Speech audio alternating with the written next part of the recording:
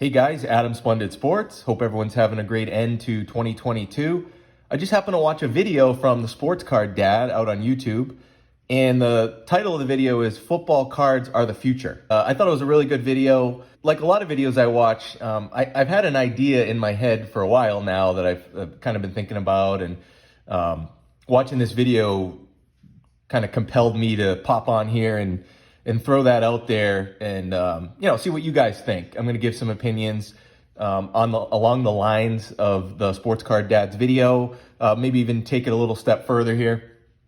But if you're on YouTube or on some podcast networks where you can see video, you're looking at three cards here on the mat.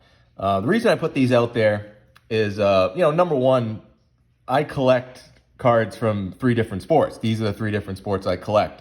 You see here, we got the 1960 Topps Mickey Mantle for baseball. We got the 92 Topps Stadium Club Michael Jordan from basketball. And we got the 2008 Upper Deck Masterpieces Tom Brady from football. So I collect all three sports. And I think I've said this before, but up until really recently, I've always been a bigger sports fan than sports card fan. Don't get me wrong. I've always loved sports cards and collected them. But during large portions of my life, I watched a lot more sports than I did, thinking about sports cards and stuff like that. Just over the last couple of years, sports cards has definitely unseated sports, as far as what I spend my time thinking about and doing. I don't really watch a ton of sports currently. And I haven't really over the last year or so. But I do watch a lot of sports card stuff now. And, that's kind of where I'm at. But during large portions of my life, that was like the biggest thing for me, back to when I was a kid.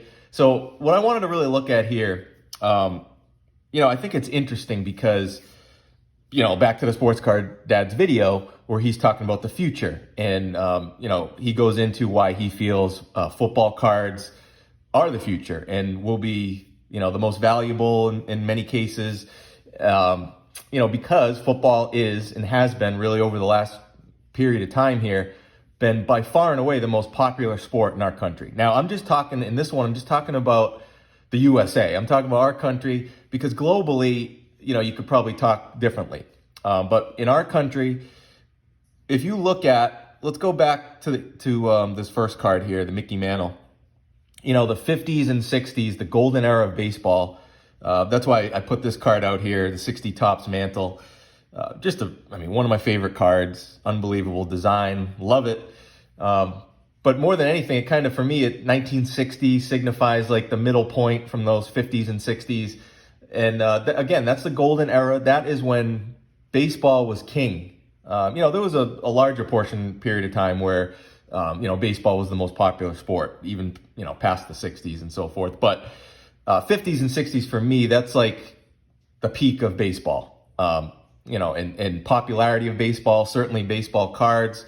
That's why, I think in many cases, that's why, so many people collect baseball cards from that era is because they love the players from that era. It was by far and away the most popular sport, like I said. Also, though, I think you got to look at the cards. Because this is going to be a big differentiator in the three sports in the different eras. In, the 50s and 60s, as we know, kids opening these packs, and really anyone, they didn't have the concept that, these are going to be worth money someday. So, and that's a big reason why they are worth a good amount of money now, is because there's not that many of them out there, and especially in high grade and so forth. So, I think it's a combination of, you look at when the sport of these three major sports that we're looking at, when was it the most popular sport in America?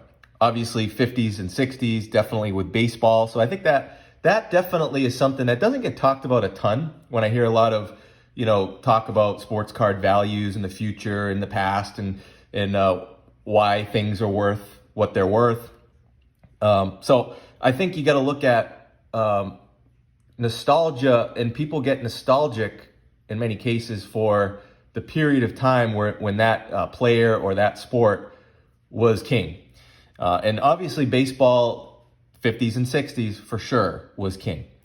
You know, my dad actually used to tell me stories how, like, you know, we grew up in Massachusetts, and as you may know, the Celtics won, like, you know, 10, 11 championships during the, you know, 50s and 60s, the Bill Russell era, John Havlicek, even went into the 70s. But especially during the Bill Russell era, you know, you would read the newspaper on the front of the Celtics were winning championships every year, and even during, like, you know, the championship runs during the season, the newspapers would have them on the back cover. You know, they wouldn't even, or the last page or whatever, they wouldn't have them on the cover. They'd have the Red Sox on the cover, you know, and they were never winning anything. So, you know, it was just a different time. Sports, there was different hierarchies of what was popular. So, especially in, you know, certain parts of the country,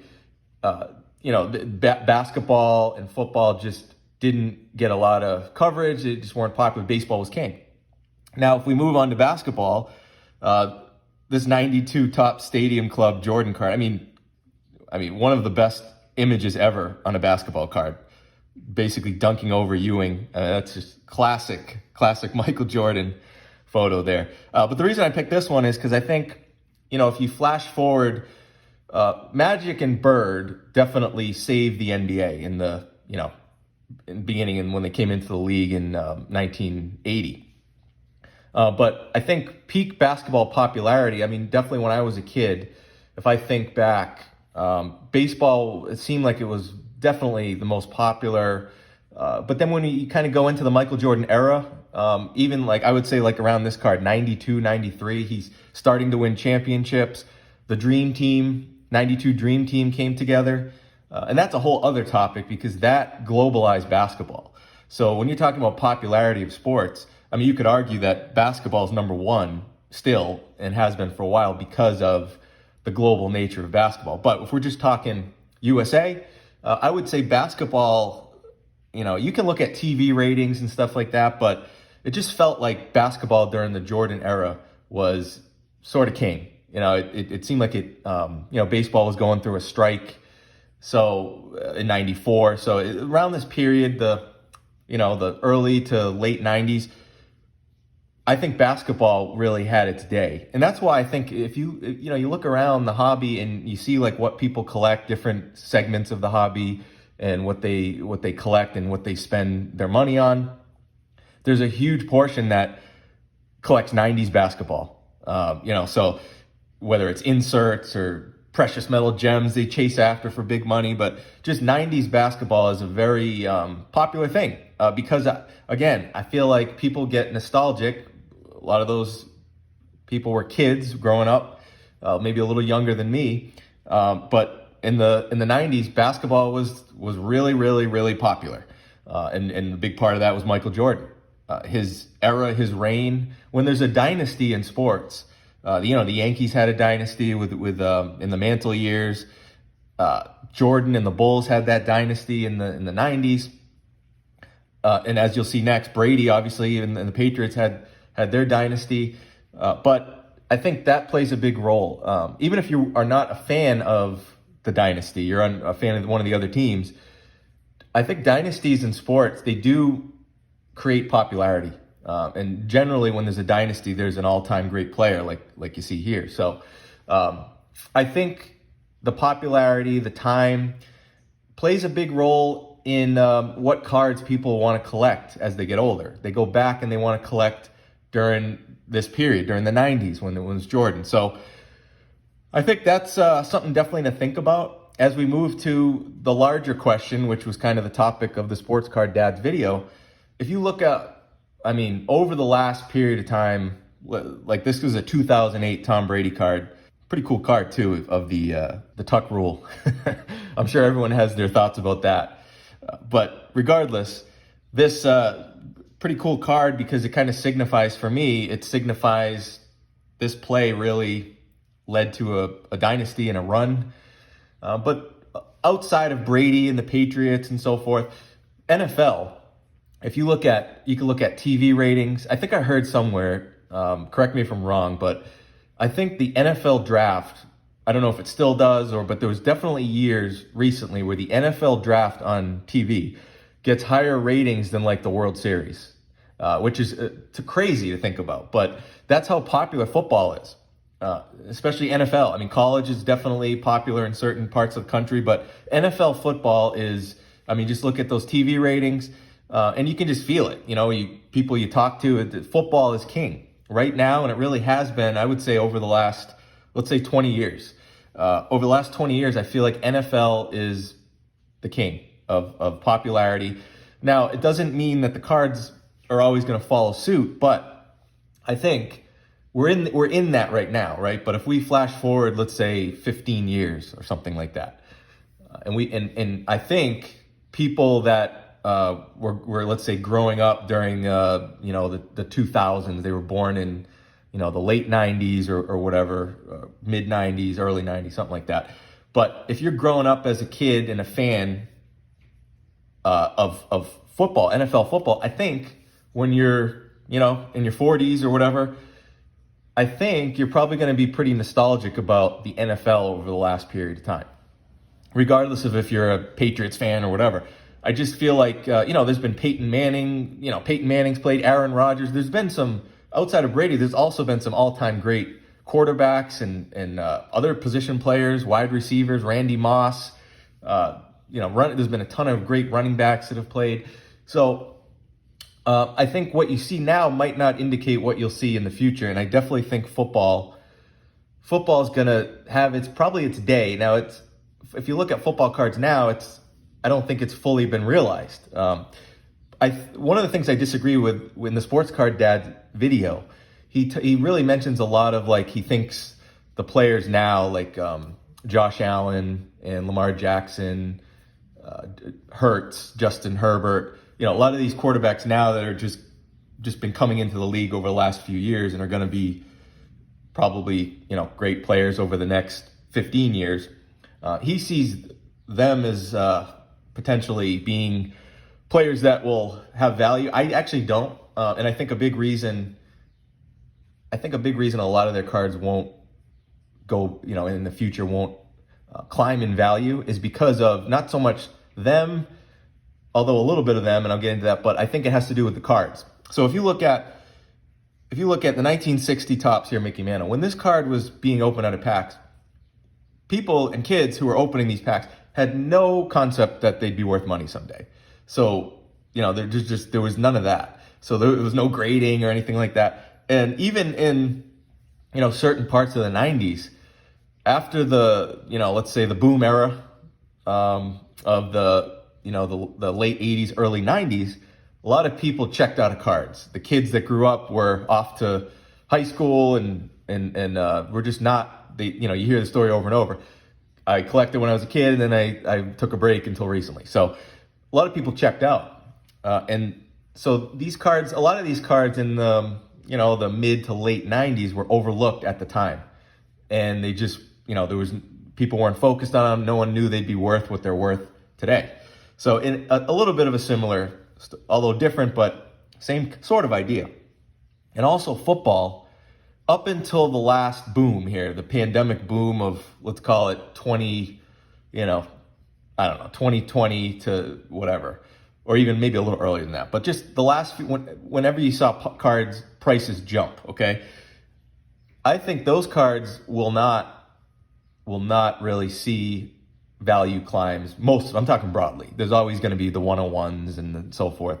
Some of them that will be obviously valuable, but by and large, a lot of these, regardless of the player, I think a lot of these cards in the last few years will not, even if we flash forward long term, I don't think they're going to climb in value because there's just been too many. It's diluted. Too many products, too many cards. And most of these cards, if not all, when they were open, they went right into a penny sleeve and then a top loader and then off the grading or whatever. So they were never out in the wild. They never had to survive. There's just a lot of high grade 10s and 9s. So I just don't see that translating in the future to, big gains in value and so forth. But what I do see is cards from football cards from the period of time of when football was number one. Let's call it the 2000 to 2015, something like that. I think those cards, or even 2000 to 2010, I think some of the football cards of Tom Brady, of Peyton Manning, Aaron Rodgers, and others, not just quarterbacks, but others too, Randy Moss, like I mentioned earlier, I can see those because if you look at population reports and just stuff like that, they weren't producing football cards like they are now. But yet, football was extremely popular. So I think there's a gap there where 15 years from now, there's going to be a lot of cards produced before this pandemic boom in football cards that will they be like precious metal gems basketball? I don't know. I doubt it. But I definitely think there's a lot of cards from those eras where football was king and people, were heavily into football. I think those cards that weren't mass produced of players that are legends will climb in value. I can definitely see that because it's happened in baseball, it's happened in basketball, and I think it can happen in football too. Just not, a lot of these cards that were produced in the last few years. The card companies took that possibility away with what they did. The thing you got to also think about too, I look at when Brady retires, which could be any year now, I could see the NFL going through a period like basketball did after Jordan retired a little bit. Because if you remember, when Jordan retired, there were all these guys coming into the league like Penny Hardaway, Grant Hill, and all of them were tallied to be, all right, this is going to be the next guy. This is going to be the next Jordan. And really, the next all-time great didn't really come along. I mean, I guess you could say Kobe, but he was a great player. And but I don't put him up in the category of an all-time great. But like you could say LeBron James. LeBron James came into the league in 2003. So there was a little window of time when there really wasn't like a guy. There was just a bunch of guys who were great players, but not to the level of like a Jordan or a LeBron. And I can see that the only guy right now playing that I could see maybe continuing and becoming a Brady level guy in the hobby is Mahomes. He's already won a championship and multiple Super Bowls, and really just the eye test. If you watch him play, he's just better. He's better than the other guys that were that, like the sports card dad mentioned with Josh Allen and Lamar Jackson and Hurts, Herbert. Great talents, great quarterbacks, but if I had to make the prediction, I don't see any quarterback right now playing other than Mahomes that will have, when we look back in 20 years or whatever, that will be on the level of in the hobby of Jordan and Brady and so forth. I could see Mahomes potentially coming close to that, just based on just watching him play. I think he has the talent and already has a great coach, and he's in a good franchise. He's got the setup to, if he can have a 20-year career, he could get there. All these other guys, there's just so many factors in football that you could have the talent, but you just, Brady, right? He had the Patriots franchise and the Tuck rule. He just had certain things go his way that allowed him to have this career that helped him. I mean, obviously he did it, but you also need some things, I guess you'd call luck. You need some situational stuff. You need to get on the right team and the right coach. And you need to be in that for most of your career to really rack up the accolades that you would need. So like even if Herbert, in a couple years gets in a better situation, or some of these guys, you're going to need to win multiple championships and have a 20+ year career really to be up there close to the Brady level when people consider it. So, or even like a Peyton Manning level, those guys. But look what Peyton Manning cards sell for. So that is that's something to think about. You got to look at the NFL landscape right now, and there's just a lot of guys. Like if I flash back to Grant Hill and Penny Hardaway, if that was Justin Herbert, that was Jalen Hurts, those were the guys. And look, is anyone really paying big money for a lot of those cards of Grant Hill and Penny Hardaway? There's probably a couple. I think I know of a couple, but they're the precious metal gems and so forth. But by and large, no, they're not. They're not considered hobby legends. They're not sought after as far as their cards compared to Michael Jordan. So there's basically going to be maybe one from this next era that might be on the level of, or even close to the level of a Tom Brady. Who's it going to be? There might not be any of them. Mahomes might not continue on at the level he has to be up there in 20 years. There could be nobody. Or it could be, could be like a LeBron after Jordan, and Mahomes could be the LeBron after Brady. So it could do that. But I do not think there's a high likelihood that there's going to be multiple. Because generally there's one guy per the era. Now baseball is a little different, obviously, because of the nature of the sport. And a baseball player can't control winning or domination in that sport nearly to the level of or even close to the level as basketball or a quarterback in football. So, it's just something I think about. If we flash back, it'll be very interesting to see what happens. But I do agree that football, right over this last period of time, has been the most popular sport in our country by far. And I think that's going to play a role into card prices in the distant future as you look back. So something to think about. Thanks, guys, for watching, listening, as always, and I'll be back soon.